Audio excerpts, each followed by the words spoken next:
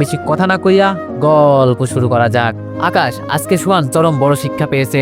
আমি তো ভাবতেও পারিনি তুমি নিজের রূপ মুহূর্তের মধ্যে এভাবে পাল্টে ফেলবে। জানো, আমি না আজকে বেশ অবাক হয়েছি তোমার নতুন রূপ দেখে। আমি বললাম, কি করব বলো? সোহান যে এমনটা করবে সেটাও তো আমরা জানতাম না। আজ কেন জানি পিস্তলটা নিয়ে আসতে ইচ্ছে হয়েছে, কিন্তু কাকতালীয় ভাবে এটার যে আজকে প্রয়োজন পড়বে সেটা আমার জানা ছিল না।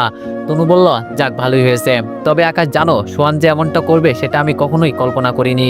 এছাড়া গতকাল সোহানের মা আমার বাসায় গিয়ে বিয়ের প্রস্তাব নিয়ে গিয়েছিল সোহানের জন্য। আমি বিষয়টা নিয়ে অবাক হলেও সেটা নিয়ে বেশি একটা মাথা ঘামাইনি, কারণ মা সোহানের মাকে আমাদের বিয়ের বিষয়ে বলেছে।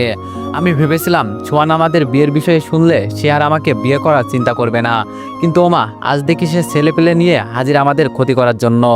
আমি বললাম, আমার সেই দিনই সন্দেহ হয়েছিল সোহানের কথাবার্তায়, যার কারণে আমি তোমাকে বলেছিলাম সোহানকে চলে যেতে বলতে। আর আজকে সোহান আমাদের সন্দেহটাকে বাস্তবে প্রমাণ করেছে। তনু বলল, আচ্ছা থাক, বাদ দাও, যা হয়েছে হয়ে গিয়েছে। আমাদের দুজনের ভালোবাসা এতটাও সস্তা না যে যে কেউ এসে সেটা ভেঙে ফেলবে। আকাশ, তুমি আমায় কতটুকু ভালোবাসো সেটা সঠিক বলতে পারছি না, তবে আমি তোমায় অনেক বেশি ভালোবাসি, আর তোমাকে আমি সারা জীবনের জন্য চাই। আমি বললাম, তনু, আমিও তোমায় অনেক বেশি ভালোবাসি। তুমি হয়তো এখনো পুরোপুরিভাবে অনুমান করতে পারোনি আমার ভালোবাসার পরিমাণ কতটুকু। তবে সত্যি বলতে তোমায় আমি এতটা ভালোবাসি যে তোমায় না পেলে জীবনটা মরা লাশের মতো হয়ে যাবে। তোমায় না পেলে আমি বেঁচে থেকেও মরে যাব, এক কথায় জীবন্ত লাশ হয়ে যাব। আমার মধ্যে কোনো শোকতাপ থাকবে না, ভিতরটা পাথরে পরিণত হয়ে যাবে, অনুভূতি শূন্য হয়ে যাব আমি। তনু বলল, এই পাগল, কি সব বাজে কথা বলছো? আমায় পাবে না কেন তুমি? আর আমি কোথায় যাব তোমায় রেখে? আমি তোমার আছি, তোমারই থাকবো। একদম স্বার্থপরের মতো কথা বলবে না বলে দিলাম। তোমাকে না পেলে আমিও কি ভালো থাকবো নাকি? তুমি আমার সমস্ত ভালো থাকার কারণ, যেখানে তোমার কাছ থেকে আমি হারাবো কোন দুঃখে? আমি বললাম, তা আমি জানি না, আমি শুধু নিজের কি পরিণতি হবে সেটাই তোমাকে জানালাম।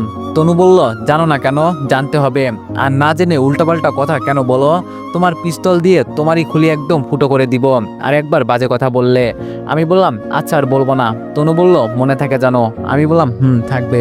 তনু বলল, আচ্ছা শোনো, আমরা একটা কাজ করি চলো, তাহলে তোমার মুখ দিয়ে আর উল্টাপাল্টা কথা বের হবে না। আমি বললাম, কি কাজ? তনু বলল, আজকে বৃহস্পতিবারে অফিসে একটা ছোটখাটো খাবারের আয়োজন করে সবাইকে দুইজনের বিষয়ে জানিয়ে দিব আমাদের বিয়ে হয়ে গিয়েছে।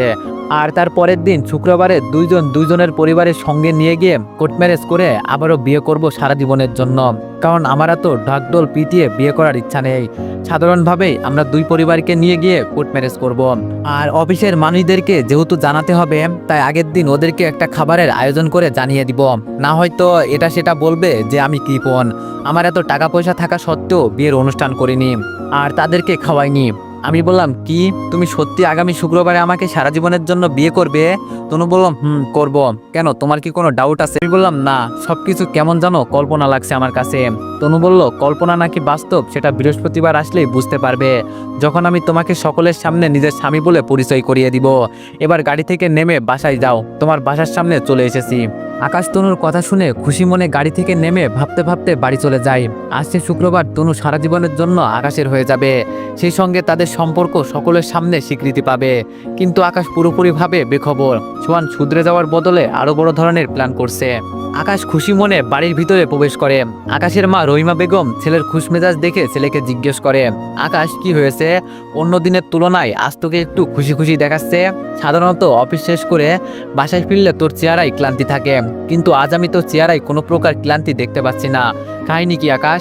আমি বললাম, মা একটা সুসংবাদ আছে। মা বলল, কি সুসংবাদ? আমি বললাম, আগে আমি নিজের রুমে গিয়ে ব্যাগ ট্যাগ রেখে ফ্রেশ হয়ে আসি, আর তুমি চা বসাও চুলোয়, তারপর ফ্রেশ হয়ে এসে চা খেতে খেতে সুসংবাদটা দিব। আকাশের মা বললাম, আচ্ছা ঠিক আছে, আমি চুলোতে চা বসাচ্ছি, তুই জলদি ফ্রেশ হয়ে আয়। আকাশ নিজের রুমে চলে যায়। রুমে গিয়ে ব্যাগ ট্যাগ রেখে ফ্রেশ হয়ে কিছুক্ষণ পর রুম থেকে বেরিয়ে মায়ের কাছে আসে।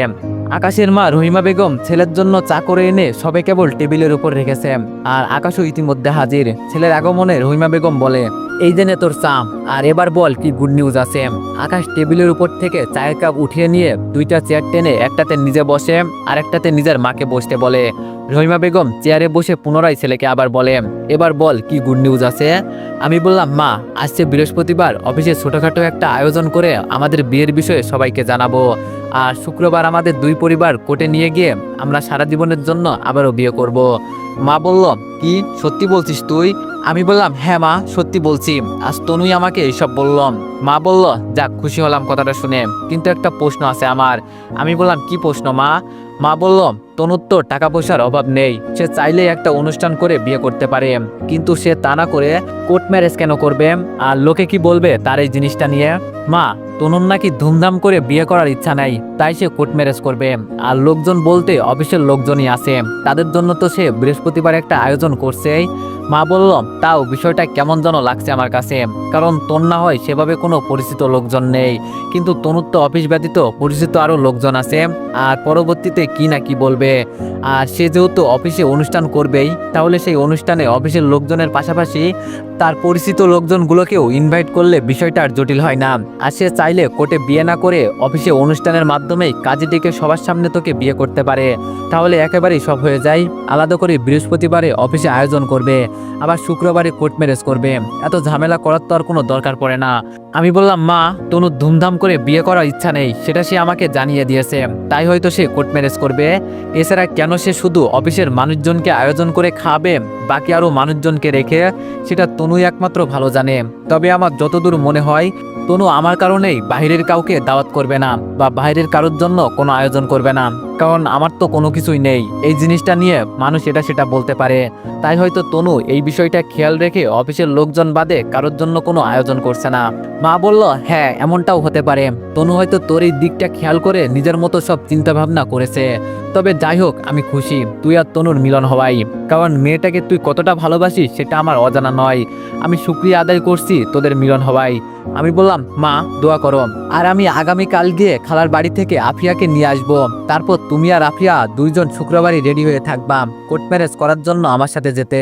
মা বলল, আচ্ছা বাবা। আকাশ চা খাওয়া শেষ করার পাশাপাশি মায়ের সাথে কথা বলে আবারও নিজের রুমে চলে যায়। পরের দিন যথারীতি অফিসে চলে যায়। দেখছে বসে বসে তনুর জন্য অপেক্ষা করছে সে। তনু এখনো অফিসে আসেনি। কিছুক্ষণ পর তনু অফিসে চলে আসে। তনু আসার পর আকাশ তনুর সঙ্গে তনুর কেবিনে গিয়ে তনুকে বলে, তনু, আজ আমার ছুটি লাগবে, আমার একটা জায়গায় যেতে হবে। তনু বলল, কোথায় যাবে তুমি? আমি যে আজ আরো তোমাকে নিয়ে শপিংয়ে যাওয়ার প্ল্যান করলাম। আমি বললাম, দুপুরের পর ছোট বোন আফিয়াকে খালাবাড়ি থেকে আনতে যাব, তাই ছুটির দরকার ছিল। তনু বলল, আরে ছুটি নিয়ে সমস্যা নেই, সমস্যা হচ্ছে আমি ভেবেছিলাম আজ দুপুরে খাওয়া দাওয়ার পর 3টা বা 3:30 নাগাদ অফিস ছুটির কিছু সময় আগে তোমাকে নিয়ে শপিংয়ে যাব, কিন্তু তুমি তো আফিয়াকে আনতে গেলে আর অফিসে আসবা না, সোজা বাড়ি চলে যাবা। আচ্ছা, একটা কাজ করলে হয় না? তুমি এখনই চলে যাও আফিয়াকে খালার বাড়ি থেকে নিয়ে আসার জন্য, দুপুরে না হয় অফিসে চলে এসো, তারপর রোদের উত্তপ কোমলে দুজনে 3টা 3:30 নাগাদ শপিং করতে যাব। আমি বললাম, আচ্ছা ঠিক আছে। তনুর কথা মতো দুপুরে না গিয়ে এখনই খালার বাড়ি থেকে আফিয়াকে আনতে চলে যায় আকাশ। খালার বাড়ি গিয়ে খালাকেও বিয়ের কথা জানাই। আকাশের খালা নাজিয়া বেগম আকাশের বিয়ের কথা শুনে খুশি হয়ে আকাশের হাতে 1010 টাকা দিয়ে বলে, আকাশ, এই টাকাগুলো নিজের বিয়ের প্রয়োজনে খরচ করিস, আমরা শুক্রবার বিকালে তোর বাড়ি যাব। আর তোরা যেহেতু কোর্ট ম্যারেজ করবি, তাহলে আমাদের আগে গিয়ে কোনো কাজ নেই, ধীরে সুস্থে বিকাল করে সপরিবারে তোর বউকে দেখতে যাব। আমি বললাম, ঠিক আছে খালা, তবে খালা একটা আবদার ছিল। খালা বলল, কি আবদার আকাশ? আমি বললাম, খালা, আমি তো তনুকে বিয়ে করতে যাচ্ছি, আর আমারও তো কিছু দায়িত্ব আছে তনুর উপর, কিন্তু আমার হাতে তোমার দেওয়া 1010 টাকা ছাড়া আর কোনো টাকাই নেই। আর আজকে তনু আমাকে নিয়ে শপিংয়ে যেতে চাচ্ছে, আমার মনে হয় না শপিংয়ে গেলে অল্প টাকাই হবে। হ্যাঁ, আমি জানি তনু নিজেই খরচ করবে টাকা পয়সা, কিন্তু তারপরও আমারও তো কিছু কর্তব্য আছে তার জন্য। খালা, তোমার কাছে কি 1010 টাকা হবে? আমি মাস শেষে বেতন পেলেই টাকাটা তোমায় দিয়ে দিব। খালা বলল, না রে বাবা, আমার কাছে তো আর কোনো টাকাই নেই, যা ছিল সব তোকে একমুট করে দিয়ে দিয়েছি। আর তুই তো জানিস তোর আঙ্কেল ঘরে বসা, কামাই রোজগার করতে পারে না, যা করি আমি নিজেই করি। তবে তুই চাইলে একটা কাজ করতে পারিস, আমার এক জোড়া স্বর্ণের দুল আছে, যেটা বর্তমানে আমার আর কোনো কাজে লাগছে না, তুই সেটা দোকানে দিলে 1010 টাকা নিতে পারবি। তুই সেটা দোকানে জমা দিয়ে 1010 টাকা নে, তারপর মাস শেষে বেতন পেলে না হয় সেটা তুই দোকান থেকে ফিরিয়ে এনে দিস পরে আমাকে। আমি বললাম, আচ্ছা ঠিক আছে। লজ্জা শরমের মাথাকে খালার কানের দুল জোড়া নিতে সম্মতি জানায় আকাশ। আকাশের খালার অবস্থাও বেশ একটা ভালো না, একটা সময় সবকিছু মোটামুটি ঠিকঠাক ছিল, কিন্তু আকাশের আঙ্কেল অসুস্থতার কারণে কাজকাম করতে না পারায় সংসারে অভাব লেগেছে তাদের। সবার একই দশা। আকাশের খালার তার নিজের পরিবারের কেউই সুখে শান্তিতে নেই, সবার জীবনে টানাপোড়া লেগেছে। অবশ্য আকাশের মা রহিমা বেগমের ভাগ্য কিছুটা ভালো ছিল, তাই তিনার আকাশের বাবার সাথে বিয়ে হয়েছে। আর বিয়েটা আকাশের বাবা নিজেই আকাশের মা রহিমা বেগমকে করেছে। আকাশের বাবা সেলিম সাহেব একদিন রাস্তা দিয়ে গাড়ি করে যাওয়ার সময় আকাশের মা রহিমা বেগমকে দেখে তিনার প্রেমে পড়ে যায়। সেই এক দেখাতেই সেলিম সাহেব প্রেমে পড়ে বিয়ের প্রস্তাব দিয়ে আকাশের মা রহিমা বেগমকে নিজের ঘরের বউ বানিয়ে নেয়। সংসার জীবন সুন্দর চলছিল দুজনের, কিন্তু কপালের দুর্গতি থাকলে সেটাকে আর খণ্ডন করা যায় না। যাক, সেই প্রসঙ্গ এখানেই সমাপ্ত করি। নাজিয়া বেগম কিছু সময়ের মধ্যেই আলমারি থেকে কানের দুলজোড়া এনে আকাশের কাছে দেয়। আকাশ দুলজোড়া আর আফিয়াকে নিয়ে বাড়ির উদ্দেশ্যে বেরিয়ে পড়ে। বাড়িতে পৌঁছে আফিয়াকে রেখে সময় নষ্ট না করে আবারও সে অফিসের উদ্দেশ্যে বেরিয়ে পড়ে। তবে বাড়ি থেকে বের হওয়ার পর আফিয়া যাওয়ার আগে খালার থেকে আনা স্বর্ণের দুলজোড়া একটা স্বর্ণকারের দোকানে দিয়ে 10,000 টাকা এবং একটা রিসিট নিয়ে অফিসে রওনা হয়। দুইটার কিছু সময় পর আকাশ অফিসে এসে পৌঁছায়। তনু না খেয়ে বসে আছে। আকাশ অফিসে পৌঁছাতেই তনু আকাশকে জিজ্ঞেস করে, নিয়ে এসেছো তোমার বোনকে? আমি বললাম নিয়ে এসেছি। তনু বলল, খাবার খেয়েছো? আমি বললাম, না খাইনি। তুমি খেয়েছো? তনু বলল, আমিও খাইনি। এত সময় তুমি আসার অপেক্ষায় বসেছিলাম। আমি বললাম, ও। তনু বলল, আচ্ছা যাও, এবার ওয়াশরুম থেকে হাত মুখ ধুয়ে এসো। আমি ফোন করে খাবারের 2টা পার্সেল আনতে বলছি, তারপর দুইজন মিলে একসাথে খেয়ে নিব। আমি বললাম, আচ্ছা ঠিক আছে। আকাশ কেবিনের ভিতরে তনুর পার্সোনাল ওয়াশরুমে ফ্রেশ হতে চলে যায়, আর তনু ফোন করে দুজনের জন্য 2টো খাবারের পার্সেল অর্ডার করে। কিছু সময় পর আকাশ ফ্রেশ হয়ে আসে, আর তারপরই ক্যান্টিন থেকে খাবারের পার্সেল চলে আসে। দুজন মিলে দুপুরের খাবার খেয়ে নেয়। এরপর 3:30 নাগাদ দুজন মিলে বিয়ের শপিং এর জন্য বেরিয়ে পড়ে। তনুর গাড়ি করেই দুজনের শপিং এর জন্য যাচ্ছে। আকাশ তনুর পাশের সিটে বসে আছে, আর তনু গাড়ি ড্রাইভ করছে। কিছুক্ষণ পর তনু একটা নামি দামি শপিং এর সামনে গিয়ে গাড়ি থামায়। আকাশের ভিতরে খসমস করছে শপিং মল দেখা মাত্রই, কারণ শপিং নিয়ে আকাশেরও কিছু পরিকল্পনা আছে। যদি কোনো কারণবশত জিনিসপত্রের দাম বেশি হয় তাহলে আকাশ কুলিয়ে উঠতে পারবে না। এছাড়া সচরাচর শপিং মলগুলোতে জিনিসপত্রের দাম একটু বেশি হয়, ভয় হচ্ছে আকাশের। তবে সেটা তনুর সামনে প্রকাশ না করে তনুর সাথে শপিং মলের ভিতরে চলে যায়। তনু আকাশের হাত ধরে আকাশের শপিং মলের ভিতরে নিয়ে যায়। আকাশ ভিতরে ভিতরে প্রচন্ড নার্ভাস, তবে তনুকে সেটা কোনোভাবেই বুঝতে দিচ্ছে না সে। তনু শপিং মলে ঢোকার পর একটা দোকানে গিয়ে আকাশের জন্য বেশ নামি দামি ব্র্যান্ডের একটা খয়েরি রঙের শার্ট পছন্দ করে। আকাশ কিছুই বলছে না, চুপ করে দাঁড়িয়ে আছে। তনু শার্টটা নিয়ে আকাশের শরীরের সাথে মাপ দিয়ে আকাশকে বলে, সাইজ তো একদম ঠিকঠাকই লাগছে। তবু আকাশ, তুমি একটু ট্রায়াল রুমে গিয়ে শার্টটা একটু গায়ে দিয়ে দেখে আসো তো সবকিছু বরাবর আছে কিনা। আমি বললাম, আচ্ছা। আমি বললাম, হ্যাঁ তনু, সব ঠিকঠাক আছে। তনু বলল, যাক, তাহলে আমার ম্যানেজমেন্ট একদম ঠিকঠাক ছিল। আচ্ছা, এবার তুমি নিজে আরো কিছু শার্ট আর প্যান্ট পছন্দ করো। আমি বললাম, কেন? এতগুলো শার্ট প্যান্ট দিয়ে কি করব? আমি আর একটা প্যান্ট নিলেই আমার হয়ে যাবে। তনু বলল, এই যে কথা কম বলে আমি যেটা বলি সেটা শোনো, কারণ আগামীতে জামা কাপড়গুলো লাগবে। এক চুট জামা কাপড় দিয়ে আর কয়দিন চলবে? যাও গিয়ে আরো কয়েকটা শার্ট দেখো, সেই সঙ্গে প্যান্টও। আমি বললাম, আচ্ছা। বেচারা আকাশ আর কোনো কথা না বলে তনুর কথা মতো বাধ্য হয়ে আরো 2টা শার্ট আর 2টা প্যান্ট পছন্দ করে। আকাশ বাকি জিনিসগুলো পছন্দ করতে করতে তনু আকাশের জন্য পছন্দ করে একটা পাঞ্জাবি কিনে ফেলে। আকাশের কেনাকাটা কমপ্লিট, এবার তনুর কেনার পালা। তনু নিজের জন্য শুধু একটা ড্রেস পছন্দ করে। দোকানদার ড্রেসটা তনুকে প্যাক করে দেয়। তনু শুধু একটা ড্রেস কেনায় আকাশের জিনিসটা ভালো লাগে না। তনুকে আপত্তি জানিয়ে বলে, এই তনু, এটা কি হলো? তুমি আমাকে এক গাদা কিনে দিয়ে নিজের জন্য শুধু একটা ড্রেস কিনলে মাত্র। তনু বলল, আরে সমস্যা নেই, আমার বাসায় অনেক জামা কাপড় রয়েছে নতুন নতুন, তাই একটা ড্রেস কিনেছি। আমি বললাম, না, এটা তো হতে পারে না। এই দোকানদার ভাইয়া, আপনি ওই শাড়িটা দেখান তো। তনু বলল, আরে আকাশ, লাগবে না। আমি বললাম, একদম চুপ থাকো, আমার বেশ পছন্দ হয়েছে ওই শাড়িটা। আমি কিছুক্ষণ ধরেই ভাবছিলাম শাড়িটা তোমাকে নিতে বলবো। দোকানদার ভাইয়া, আপনি শাড়িটা দেখান তো। জি ভাইয়া, দেখাচ্ছি। আকাশ তনুর জন্য পছন্দ করা শাড়িটা নিয়ে নেয়। তারপর সবকিছু হিসাব করে মোট টাকা আসে 22,300 টাকা। দোকানদারের কথা শুনে আকাশের চোখ মুখ কালো হয়ে যায়, কারণ তার বাজেট ছিল 20,000 টাকা, কিন্তু সেটা ছাড়িয়ে গেছে। কোনো কিছু না ভেবেই দোকানদারকে বলে, ভাইয়া, আমার এতগুলো শার্ট প্যান্টের দরকার নেই, বাসায় এমনিতেও আমার কয়েক জোড়া নতুন শার্ট আর প্যান্ট রয়েছে, আমার সেগুলো এখনো পরা হয়নি। আপনি আমার একটা শার্ট আর একটা প্যান্ট কমিয়ে রাখুন, তারপর দেখুন কত টাকা আসছে। দোকানদার বলল, আরে ভাইয়া, পছন্দ যেহেতু করে নিয়েছেন, কমিয়ে না রাখাটাই ভালো। আর আমি ডিসকাউন্ট ছাড়া আপনাকে বলেছি, তবে ডিসকাউন্ট সহ আপনার বিল হচ্ছে 19,500 টাকা। আকাশের মন খুশি হয়ে যায় দোকানদারের কথা শুনে, চোখে মুখে খুশি নিয়ে দোকানদারকে বলে, ঠিক আছে ভাইয়া, তাহলে সবগুলোই দিন। দোকানদার আকাশের কথা মতো সবগুলো জিনিস আকাশদের দিয়ে সবকিছুর একটা ক্যাশ মেমো দেয়। আকাশ ক্যাশ মেমো আর সবকিছু জিনিস বুঝে নিয়ে পকেট থেকে মানিব্যাগ বের করে তার মধ্যে থাকা 20,000 টাকা বের করে এগিয়ে দেয়। তনু পুরো আশ্চর্য হয়ে যায় আকাশের আচরণে। শপিং এর টাকা আকাশ দিচ্ছে, সেটা তনু বিশ্বাসই করতে পারছে না। সবকিছু কেমন যেন লাগছে তনুর। আকাশ দোকানদারকে টাকাটা দেওয়ার আগেই তনু আকাশকে থামিয়ে দিয়ে আশ্চর্য হয়ে বলে, এই তুমি এটা কি করছো, আর এত টাকা কোথায় পেয়েছো তুমি? আমি বললাম, আরে কিছুই না, প্রিয় মানুষের জন্য নিজের সাধ্য মতো কিছু করার চেষ্টা করছি। আর টাকাটা কোথায় পেয়েছি সেটা না হয় পরে এক সময় বলবো, এখন আগে বিলটা দিয়ে নেই। তনু বলল, না তুমি বিল দিবে না, টাকাটা তুমি নিজের কাছেই রাখো, আমি বিল দিচ্ছি। আমি বললাম, তনু এভাবে আমাকে আটকিও না, আমারও কিছু দায়িত্ব আছে। যেই মানুষটাকে আমি ভালোবাসি তার জন্য অল্প সংখ্যক টাকা খরচ করতে না পারলে কিভাবে কি? তুমি পরে কখনো দিও, এবার টাকাটা আমি দিচ্ছি।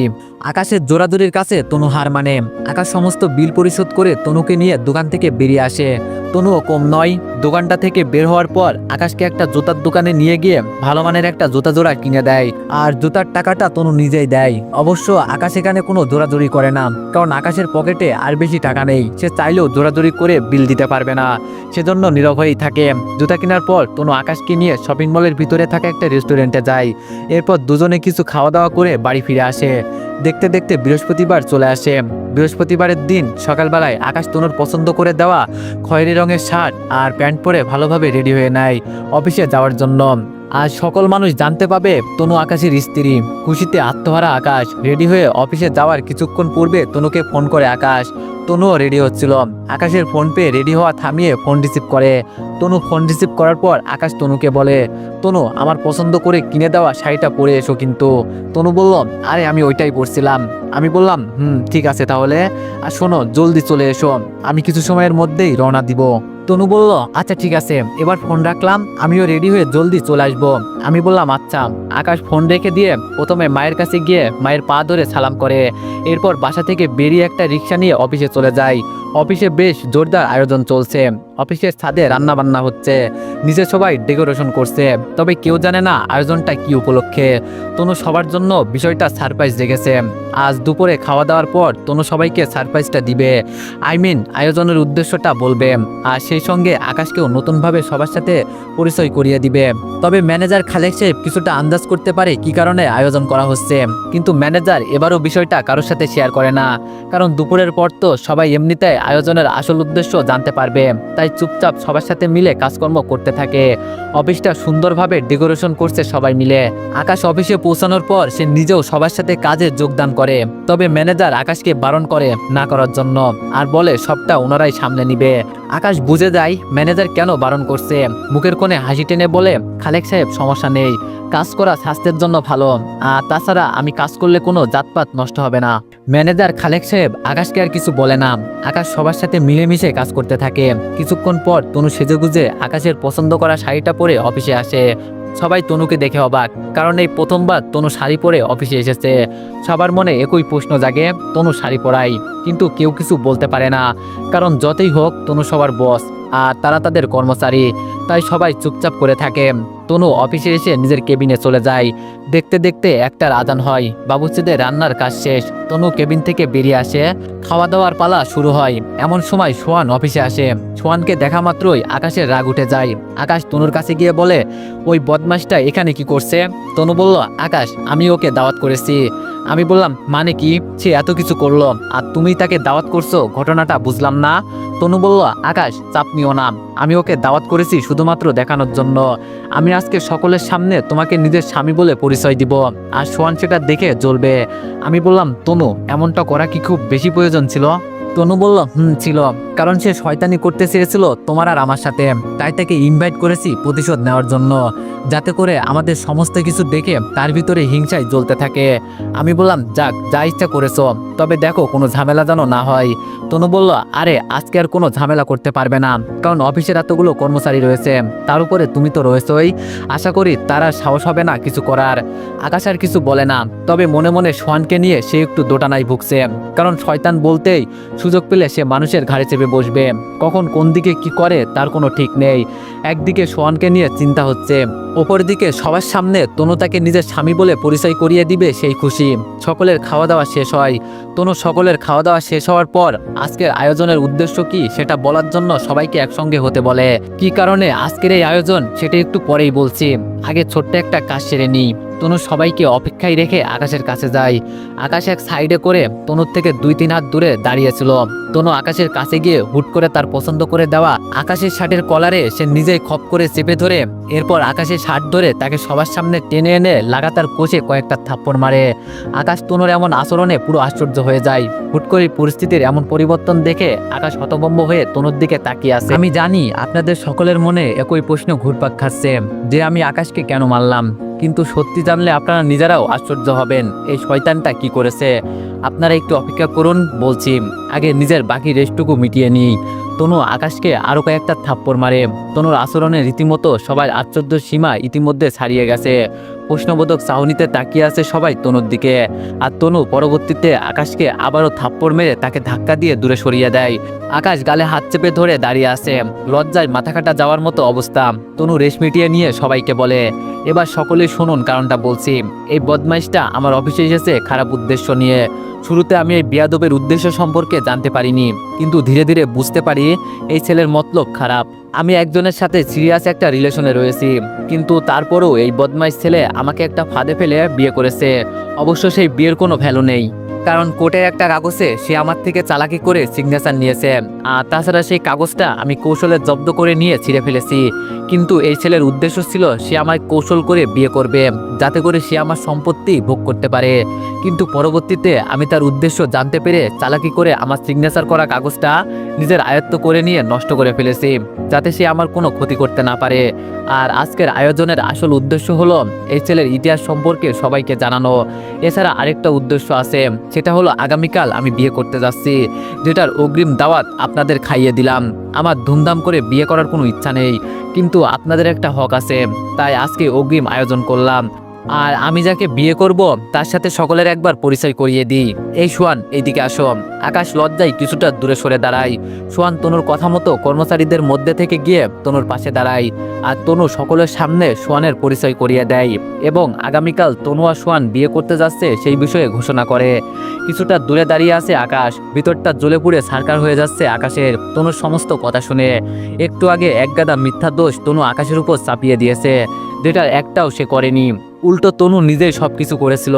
আকাশ যেদিন জয়নিং এর জন্য আসে সেই দিন তনুই তাকে ফোর্স করে বিয়ে করেছে, আর আজ তনু তাকে উল্টো অপবাদ দিয়ে সবার চোখে আসামি বানিয়ে দিয়েছে। আকাশ কখনোই এমনটা আশা করেনি তনুর থেকে। মন থেকে সত্যি সে তনুকে অনেক বেশি ভালোবাসতো, কিন্তু তনু শেষমেশ তার সাথেই চোখ উল্টো করে নিল। আকাশের কেমন যেন কোনো কিছুই বিশ্বাস হচ্ছে না, মনে হচ্ছে সে যেন কোনো দুঃস্বপ্ন দেখছে। তনু আর সোহানের দিকে ফেলফেল করে তাকিয়ে আছে আকাশ, ভিতরে ভিতরে প্রচন্ড আফসোস হচ্ছে। ভাবার কথা ছিল কি আর কি হলো। ভালোবাসার পরিণাম যে কতটা ভয়ানক হতে পারে সেটা আকাশ আজ বাস্তবে দাঁড়িয়ে নিজের চোখে দেখছে। পুরো অফিসের সবাই আকাশের দিকে ঘৃণার নজরে তাকিয়ে আছে। 2-4টে খুন করে কাঠগড়ায় দাঁড়ানো আসামির মতো দাঁড়িয়ে আছে আকাশ, সে আজ কিছু না করেও আসামি। তনু সোহানকে ডেকে নিয়ে সবার সাথে পরিচয় করিয়ে দেয়। সোহানের চোখে মুখে হাসি, আর আকাশ কষ্টের ঠিকাদারি নিয়েছে। তনু সোহানকে পরিচয় করিয়ে দিয়ে আকাশের কাছে যায়, গলার আওয়াজ ছোট করে।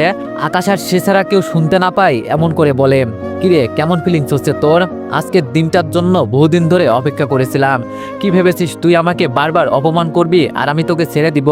না রে, আমি এতটা দয়ালু নই। আমি সেই তনু যে কারোর দেওয়া কষ্টের কথা ভুলি না। কেউ আমায় একবার কষ্ট দিলে আমি তাকে সেটা সুদে আসলে 10 বার ফিরিয়ে দিই। তবে তোর ভাগ্যটা ভালো ছিল, তুই আমায় 5 বছর আগে অপমান করেছিস। তোদের জন্য আমার বাবা মারা গিয়েছে, কিন্তু আমি তোর বেলায় সেটা ভুলে গিয়েছিলাম। তবে তুই পরের বার আবারও একই কাজ করলে আমার পার্টিতে অপমান করে। আর সেদিন এই আমি ঠিক করে নিয়েছি তোর উপরে অতীত এবং বর্তমানে সমস্ত প্রতিশোধ নিব। সেই কারণে আমি তোর সাথে অতিরিক্ত ভালোবাসার নাটক শুরু করেছিলাম।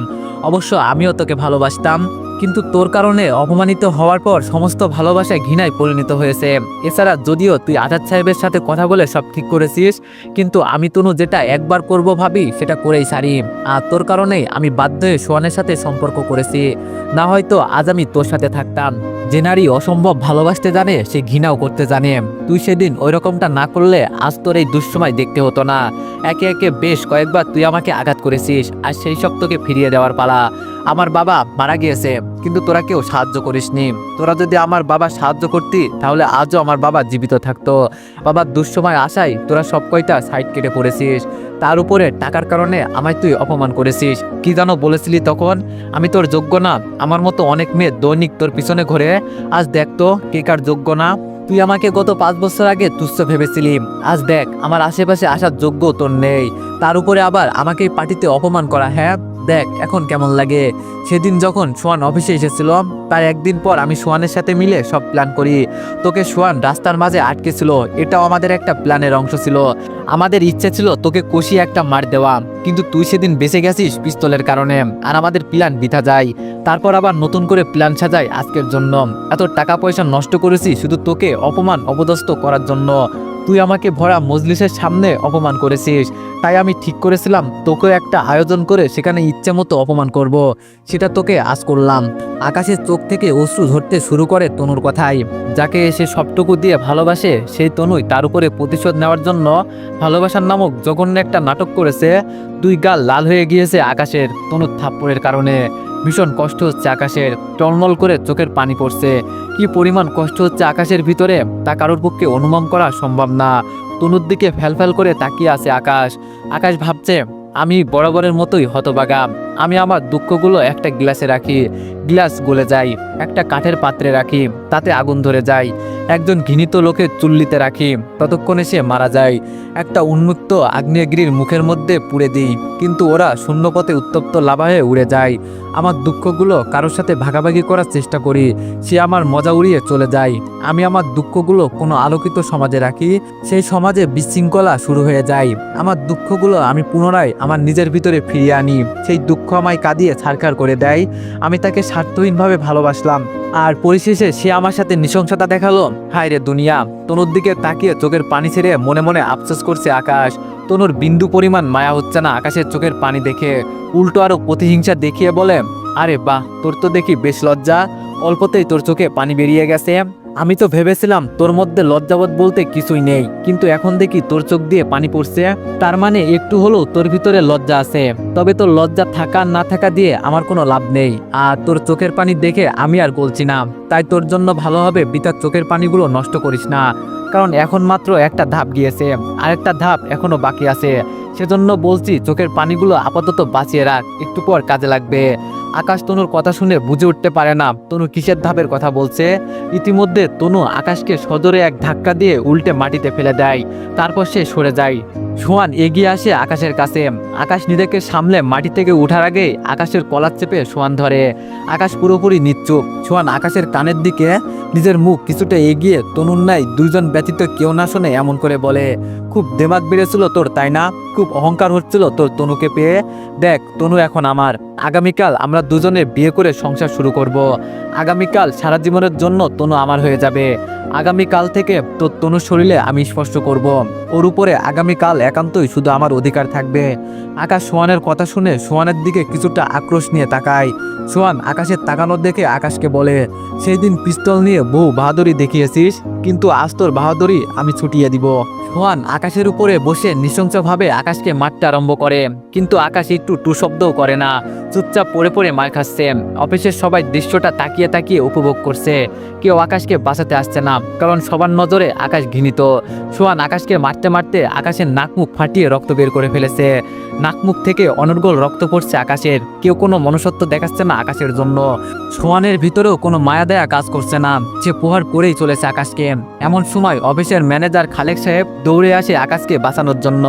এত সময় বেচারা চাকরি হারানোর ভয়ে চুপচাপ করে থাকলেও এখন আর চুপ করে থাকতে পারে না। সাহস করে আকাশকে বাঁচাতে চলে আসে, কারণ কেউ না জানলেও খালেক সাহেব জানে আকাশ নির্দোষ। কয়েকদিন আগে তনু নিজেই টিনাকে বলেছে আকাশ তার হাজবেন্ড, কিন্তু যদি আকাশ সত্যি তাকে ফন্দি করে বিয়ে করত তাহলে তনু টিনাকে কখনোই ওইভাবে বলতো না। মানুষ আপন মানুষকে নিয়েই জোর গলায় বলে, কারোর প্রেসারে পড়ে তনুর মতো ওইরকম নিখুঁতভাবে কথা বলার কারোর পক্ষে সম্ভব না। খালেক সাহেব জোরপূর্বক সোহানকে আকাশের কাছ থেকে টেনে ছাড়িয়ে আকাশকে ধরে মাটি থেকে তোলে, কিন্তু সোহান আবারও তেড়ে যায় আকাশের মারার জন্য। খালেক সাহেব আকাশকে ছেড়ে সোহানকে আটকানোর চেষ্টা করে। এই সুযোগে পিছন থেকে আকাশ সামনে এগিয়ে গিয়ে শরীরের সমস্ত শক্তি দিয়ে সোহানকে কষি একটা লাগিয়ে দেয়, যার ফলে সোহান সাথে সাথে ঢুলে মাটিতে পড়ে যায়। আকাশের এক ঘুষিতে সোহানের দুনিয়াদারি উলটপালট হয়ে গিয়েছে। নাক ফেটে অনবরত রক্ত পড়ছে। রক্তের কারণে চেহারার নকশা বদলে গিয়েছে সোহানের। সারা মুখে রক্ত লাল হয়ে গিয়েছে। মাটির মধ্যে শুয়ে নাক চেপে ধরে আছে সোহান। তনু সোহানের অবস্থা দেখে সোহানের কাছে দৌড়ে আসে। আকাশ সোহানের অবস্থা সত্যি 12টা বাজিয়ে দিয়েছে। এত সময়ের প্রতিশোধ আকাশ একেবারে উঠিয়ে নিয়েছে হিসেব বরাবর। তবে আকাশের ভিতরটা ক্ষতবিক্ষত হয়ে যাচ্ছে তনুর আচরণে। রক্ত দুজনের শরীর থেকেই পড়ছে, কিন্তু তনু তাকে নয়, সোহানকে সামলাচ্ছে। রক্তের সাথে চোখের জল ঝর্ণার পানির ন্যায় টলমল করে পড়ছে আকাশের চোখ থেকে। হতবাগার মতো তাকিয়ে আছে তনুর দিকে আকাশ, আর তনু সোহানকে সামলে মাটি থেকে ধরে উঠে বসায়। আকাশের উপর প্রচণ্ড রাগ উঠে যাচ্ছে তনুর। ইচ্ছে করছে আকাশকে এখনই খুন করে ফেলতে, তবে এমনটা করা সম্ভব নয়, কারণ অনেক মানুষজন রয়েছে উপস্থিত। তার উপরে একটা মানুষকে খুন করা 2-4টে কথা নয়। সোহানকে কোনো মতে সামলে রাগান্বিত কণ্ঠে আকাশকে বলে, আকাশ, এই মুহূর্তে তুই আমার অফিস থেকে বের হ, না হয় কিন্তু আমার হাতে তোর কোনো অঘটন ঘটবে। তোর কত বড় সাহস, তুই আমার সোহানের শরীরে আঘাত করিস? তুই এর জন্য কখনোই ক্ষমা পাবি না আকাশ। একদম জানে মেরে ফেলবো তোকে। আমার সোহানের গায়ে হাত উঠানোর ফল তোকে অবশ্যই ভোগ করতে হবে। অবশ্য আমার সমস্ত প্রতিশোধ নেওয়া শেষ তোর উপরে, কিন্তু একটু আগে যেটা করলি সেটার কারণে আমি নয়, সোহান তোর উপরে নিজেই প্রতিশোধ নিবে। আর সেই সময় আমি সোহানকে সঙ্গ দিব। তুই নিজের জীবনে আরও একটা মুসিবত ডেকে এনেছিস সোহানের উপরে হাত তুলে। আমার প্রতিশোধের পালা শেষ, কিন্তু সোহানের নতুন করে পালা শুরু হয়েছে। তুই পাতালে গিয়ে লুকিয়ে থাকলেও সোহান তোকে খুঁজে বের করবে। এবার আমার চোখের সামনে থেকে দূর হ। আগামীতে জানো আর কখনো তোর সাথে আমার দেখা না হয়, আর যদি হয়েও থাকে তাহলে জানো তোর লাশের সাথে আমার দেখা হয়। এখন বের হ তুই আমার অফিস থেকে। তোর মতো ছোট লোক আমার অফিসে থাকার কোনো যোগ্যতাই রাখে না। তনুর কথা শুনে আকাশের প্রচণ্ড হাসি পায়। তনুর কথায় কোনো প্রত্যুত্তর না করে সজোরে হাসতে হাসতে তনুর অফিস থেকে বেরিয়ে চলে যায়। আপদ বিদায় হয়েছে। আকাশ চলে যাওয়ার পর তনু কয়েকজনের সাহায্য নিয়ে সোহানকে হসপিটালে নিয়ে যায়। ডাক্তার জানায় সোহানের নাকের ভিতরে হালকা করে চোট লেগেছে, তেমন বড় ধরনের কোনো ক্ষতি হয়নি। তনু শান্তিতে নিঃশ্বাস ফেলে ডক্টরের কথা শুনে। ভিতরে ভিতরে বেশ আনন্দ লাগছে তনুর। একে তো সোহানের তেমন বড় ধরনের কোনো ক্ষতি হয়নি, দ্বিতীয় আকাশের উপরে আসছে সমস্ত কিছুর প্রতিশোধ নিয়েছে। সোহানকে ডাক্তার দেখিয়ে বাসায় পৌঁছে দিয়ে আসে তনু। আনন্দের কোনো সীমা নাই তনুর। এর আগে কখনো তার কোনো কিছু নিয়ে এতটা আনন্দ হয়নি। আজ যে আনন্দটা হচ্ছে আকাশের উপরে প্ল্যান মোতাবেক সমস্ত প্রতিশোধ নিতে পেরে। খুশি মনে বাসায় এসে নিজের মাকে বলে, মা, আজ আমি বেশ খুশি। জানো, আজ আমি ওই আকাশের উপরে সমস্ত প্রতিশোধ নিয়েছি। আমার বাবার প্রতিশোধ এবং আমাকে করা অপমানের শোধ আজ আমি আকাশের উপর তুলেছি। অফিসের সকল কর্মচারীদের সামনে তাকে অপমান করে অফিস থেকে বের করে দিয়েছি, আর সেই সঙ্গে তাকে সোহানের হাতে মায়েরও খাওয়াইছি। আমায় কি যে আনন্দ হচ্ছে জানো মা। আমার এই জীবনের সবচাইতে বড় পূর্ণতা জানো আজ আমি পেয়েছি আকাশের উপরে প্রতিশোধ নিতে পেরে। একেবারে নাক মুখ ফাটিয়ে দিয়েছে সোহান আকাশের। আমায় অপমান করার সমস্ত ফল আজ আকাশ পেয়েছে। কত বড় সাহস তার! সে আমায় অপমান করেছিল প্রেমের প্রপোজাল দেওয়ায়। আজ তার স্ট্যাটাস তাকে বুঝিয়ে দিয়েছি। রাস্তার টুকাই হয়ে আমার সাথে বাহাদুরি দেখায়। আজ একদম পরিপূর্ণ ক্ষোভ মিটিয়েছি আকাশের উপরে। তনুর সমস্ত কথাবার্তা শুনে তাকে তনুর মায়ের চোখ দিয়ে পানি চলে আসে। মেয়ের কথাবার্তা শুনে নিজেকে দমানো মুশকিল হয়ে উঠেছে তনুর মায়ের। কোষে তনুর 2 গালে 2টা থাপ্পড় লাগিয়ে দেয় তনুর মা। তনু আশ্চর্য হয়ে তার মায়ের এমন আচরণে গালে হাত দিয়ে আশ্চর্য হয়ে প্রশ্ন করে, মা, তুমি আমায় মারলে কেন? তোমার তো আমার খুশিতে খুশি হওয়া উচিত ছিল, সেই জায়গায় তুমি আমার থাপ্পড় মারলে। তনুর মা বলল, হ্যাঁ মেরেছি, কারণ তুই যে বড় অন্যায়টা করেছিস আকাশের উপরে, সেটা এর আগে দুনিয়ার বুকে কেউ কারোর সাথে করেনি। তনু বলল, মা, আমি কিসের অন্যায় করেছি আকাশের উপরে? অন্যায় তো সে আমার সাথে করেছে। তাকে প্রেমের প্রপোজাল দেওয়ায় আমাকে অপমান করেছে। আমার বাবার দুঃসময়ে তারা সাহায্য না করে আমার বাবাকে মরার জন্য ছেড়ে দিয়েছিল। আজ তাদের কারণে আমার বাবা বেঁচে নেই। তার উপরে সে আমার পার্টিতেও অপমান করেছে। আর তুমি বলছো আমি তার উপরে সমস্ত কিছুর প্রতিশোধ নিয়ে অন্যায় করেছি? তনুর মা বলল, হ্যাঁ, তুই অন্যায় করেছিস। আর তোর অন্যায়টা এত বড় যার কারণে সৃষ্টিকর্তার আরশও কেঁপে উঠেছে। তনু, তুই একটা নির্দোষ ছেলের উপর প্রতিশোধ নিয়েছিস, যেটার কারণে তুই এই জীবনে হয়তো কোনোদিনও ক্ষমা পাবি না। তনু বলল, মা, আকাশকে তোমার কোন দিক দিয়ে নির্দোষ মনে হয়? সে যে আমার সাথে এত কিছু করেছে সেই সব কি তোমার কাছে কিছুই মনে হচ্ছে না? তনুর মা বলল, না, মনে হচ্ছে না, কারণ তুই এখনো সত্যিটা জানিস না। তনু বলল, কিসের সত্য আমি জানি না মা? তনুর মা বলল, শুনতে চাস? তনু বলল, শুনতে চাই। তনুর মা বলল, ঠিক আছে বলছি, তবে আমি কখনো চাইনি তোকে এই সত্যিগুলো বলতে, কিন্তু শেষমেশ বাধ্য হচ্ছি বলতে। শুরুতেই তোর বাবার কথা দিয়ে শুরু করি।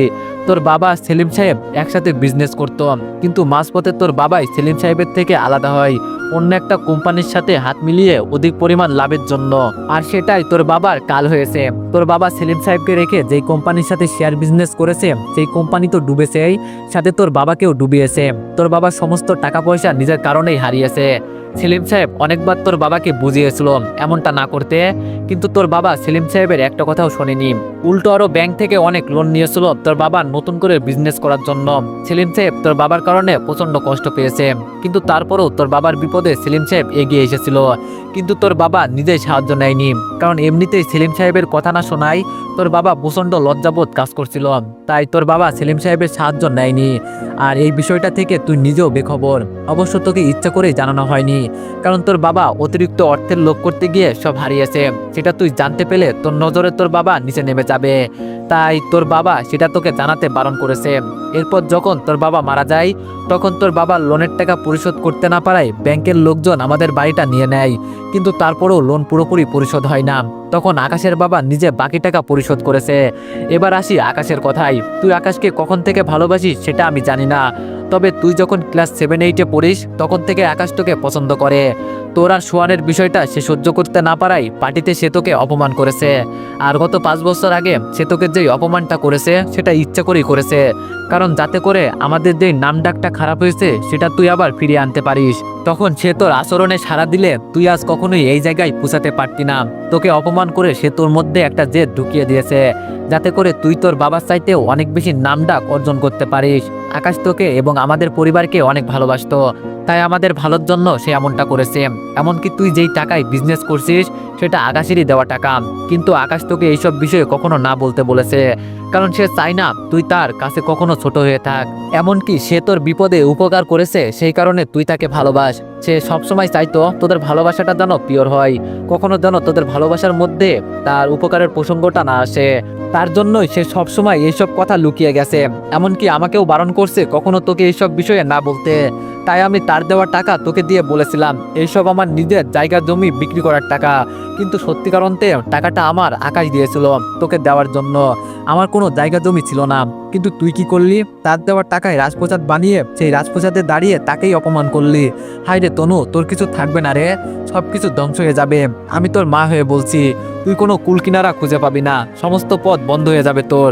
অন্যায়ভাবে কখনো মানুষের উপরে প্রতিশোধ নিলে সৃষ্টিকর্তার আরস্য কেঁপে ওঠে। তার মনের আঘাতে তুই যে রাজপ্রসাদ বানিয়েছি সেই রাজপ্রসাদের একটা ইটের টুকরো খুঁজে পাবি না। আমার কথাটা মিলিয়ে নিস তুই। তনুর মায়ের চোখ দিয়ে অঝরে পানি পড়ছে, আর তনু তার মায়ের মুখ থেকে সমস্ত সত্যি শোনার পর যেন তার পায়ের নিচ থেকে মাটি সরে গিয়েছে। সারা শরীর থরথর করে কাঁপছে তনুর, মনের ভিতরে বিশাল এক ঘূর্ণিঝড় শুরু হয়েছে। কি করবে ভেবে পাচ্ছে না। নিজের মায়ের মুখ থেকে অপ্রিয় সত্যিগুলো শোনার পর নিজের অনিচ্ছাতেই চোখ দিয়ে পানি পড়তে শুরু করছে। কলিজাটা বেধড়কভাবে মোচড় দিচ্ছে তনুর, মনে হচ্ছে জানো কেউ নিজের হাত ধরে কলিজাটাকে কসলাচ্ছে। ধবাস করে মাটিতে বসে ফুপিয়ে কাঁদতে শুরু করে তনু। নিজের হাত দিয়েই সে সবকিছু শেষ করে ফেলেছে। কত বড় ভুল করেছে সেটা সে এখন উপলব্ধি করতে পারছে, কিন্তু এখন উপলব্ধি করে আর কি হবে? যা হবার তা তো হয়েই গিয়েছে। মেয়ের কান্নাতে মায়ের কলিজায় এক ফোঁটাও ফারাক পড়ছে না। যেখানে সন্তানের কান্নায় মায়ের ভিতরে ভূমিকম্প শুরু হয়, সেখানে তনুর কান্নায় তনুর মায়ের ভিতর পর্যন্ত পৌঁছাছে না। এত বড় পাপ করেছে তনু। উল্টো আরো রাগান্বিত কণ্ঠে মেয়েকে বলে, এখন কাঁদছিস কেন? তোর তো আনন্দে থাকার কথা প্রতিশোধ নিতে পেরে। আমি বারবার বলছিলাম এমনটা করিস না, যা হবার হয়ে গিয়েছে গত 5 বছর আগে, কিন্তু না, আমার কথা অমান্য করে তুই ঠিকই প্রতিশোধ নিয়েছি। আসলে তোর মতো মেয়ে আমি গর্বে ধরে নিজের গর্বকে কলঙ্কিত করেছি, এছাড়া আর কিছুই নয়। একদম কাঁদবি না, কাঁদলে গলা টিপে মেরে ফেলবো। মায়া কান্না থামা। তনু বলল, ও মা প্লিজ এইভাবে বলো না, সত্যি আমি অনেক বড় ভুল করে ফেলেছি না বুঝে। মা প্লিজ আমাকে একটাবার শুধরানোর সুযোগ দাও। তনুর মা বলল, আমার কাছে সুযোগ চেয়ে কোনো লাভ নেই, সুযোগ যার কাছে চাইলে কাজ হবে তার কাছে গিয়ে চাম। তনু মাটি থেকে উঠে দাঁড়ায়। তার মা ঠিক কথাই বলেছে, ক্ষমা তার আকাশের কাছে চাওয়াই উচিত। এক সেকেন্ডও আর দেরি না করে গাড়ি নিয়ে আকাশের বাসায় চলে যায়। কিন্তু আকাশের বাসায় গিয়ে জানতে পারে আকাশ বাসায় যায়নি। বাসায় না পেয়ে গাড়ি নিয়ে এই দিক সেই দিক পাগলের মতো খুঁজতে থাকে আকাশকে, কিন্তু কোথাও আকাশের দেখা মেলে না। অসংখ্যবার ফোন করে, কিন্তু ফোন প্রতিবারই বন্ধ আসে। তনু না খেয়ে দিয়ে সেই বিকাল 4টা থেকে আকাশকে খুঁজে বেড়াচ্ছে। রাতের বাজে 11টা, এখনো আকাশের দেখা মেলেনি। রাস্তার একপাশে গাড়ি থামিয়ে আকাশের মায়ের কাছে ফোন করে জিজ্ঞেস করে আকাশ বাড়ি গিয়েছে কিনা, কিন্তু আকাশের মা ভয়ার্ত কণ্ঠে জানায় আকাশ এখনো বাসায় ফেরেনি। এত রাত হয়ে গেছে কিন্তু এখনো আকাশ বাড়ি ফেরেনি। হতাশাগ্রস্ত হয়ে ছেলের বাড়ি ফিরে আসার প্রত্যাশায় বসে আছে রহিমা বেগম। ওইদিকে তনুর ভিতরেও প্রচণ্ড ভয় হচ্ছে আকাশকে নিয়ে। আবারও গাড়ি করে খুঁজতে শুরু করে আকাশকে। রাতের বাজে 12টা, এখনো অবধি আকাশের খোঁজ মেলেনি। এত খোঁজার পরেও না পেয়ে হতাশ হয়ে চোখের পানি ফেলতে ফেলতে বাড়ি ফিরে আসে তনু। শরীর প্রচণ্ড ক্লান্ত, চোখের পানি গলাবে এখনো পড়ছে সেই বিকাল থেকে। বাড়ি ফিরে ক্লান্ত শরীর নিয়ে নিজের রুমে প্রবেশ করে। এমন সময় হুট করে তনু দেখে আকাশ তার রুমের মধ্যে দাঁড়িয়ে আছে।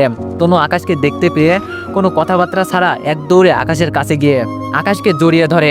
আকাশ কোনো কথাবার্তা বলছে না, চুপ করে দাঁড়িয়ে আছে। তনু উপলব্ধি করতে পারে আকাশের মনে প্রচণ্ড অভিমান জন্মেছে। অভিমান ভাঙাতে আকাশের চোখে মুখে অসংখ্য চুমু এঁকে দেয় তনু, কিন্তু তাও আকাশ কোনো কথাবার্তা বলে না। তনু বুঝতে পারে আকাশের রাগ এভাবে ভাঙবে না। আকাশের রাগ ভাঙাতে হলে অন্য কিছু করতে হবে। হাত চেপে ধরে আকাশকে নিয়ে সোজা ছাদে চলে যায়। এরপর ছাদের এক জায়গায় নিয়ে গিয়ে পাশাপাশি বসে এক একবার এক একটা করে আকাশের রাগ ভাঙানোর চেষ্টা করে। কখনো আকাশের গালে চুমু খাচ্ছে, কখনো আকাশকে এটা সেটা বলে হাসানোর চেষ্টা করছে। এভাবে 2 ঘন্টা কেটে যায়। অবশেষে 2 ঘন্টার প্রচেষ্টার পর আকাশের রাগ ভাঙে। তনুর কাছে পারস্য বিজয় করার মতো লেগেছে আকাশের রাগ ভাঙানোটা। তনুর পাগলামি দেখে মুচকে এসে দেয় আকাশ। তনুর মুখেও হাসি ফুটে ওঠে আকাশের রাগ ভাঙাতে পেরে। এমন সময় তনুর কাছে একটা ফোন আসে। কাদের মধ্যে ঝুলে থাকা ছোট্ট সাইড ব্যাগ থেকে ফোনটা বের করে রিসিভ করে তনু। তখনই অপর পাশ থেকে একজন বলে ওঠে 2 ঘন্টা আগে রোড অ্যাক্সিডেন্টে একজন লোক মারা গিয়েছে। জিনার শরীর অ্যাক্সিডেন্টে একদম ক্ষতবিক্ষত হয়ে গিয়েছে। আমরা কোনোভাবেই শনাক্ত করতে পারছি না কে লোকটা, তাই লাশের বিষয়ে কাউকে ইনফর্ম করতে পারছিলাম না। তবে আমরা ওনাকে সার্চ করে শুরুতেই ওনার একটা মানি ব্যাগ পেয়েছি, যেখানে স্বর্ণকারের দোকানের একটা রিসিপ্ট ছিল। এছাড়া আর কোনো আইডেন্টি ছিল না। তাই আমরা রিসিপ্টের দেওয়ার নাম্বারে ফোন করেছিলাম।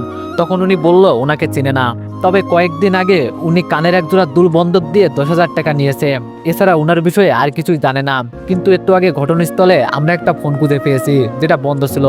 তবে আমরা ফোনটা চালু করার পর দেখি আপনার নাম পার্টনার দিয়ে সেভ করা এবং আপনার নাম্বারে অনেকগুলো মিস কল। তাই আমরা আপনাকে ফোন করেছি। আপনি কি ওনার কিছু হন? তনু লোকটার কথা শুনে পাশে তাকাতেই দেখে আকাশ নেই। তনু বুঝে ফেলে এত সময় তার সাথে কেউই ছিল না। আকাশ 2 ঘন্টা আগেই রোড অ্যাক্সিডেন্টে দুনিয়ার মায়া ত্যাগ করেছে। আর সে নিজেই নিজের সাথে এত সময় একা একা বক বক করেছে।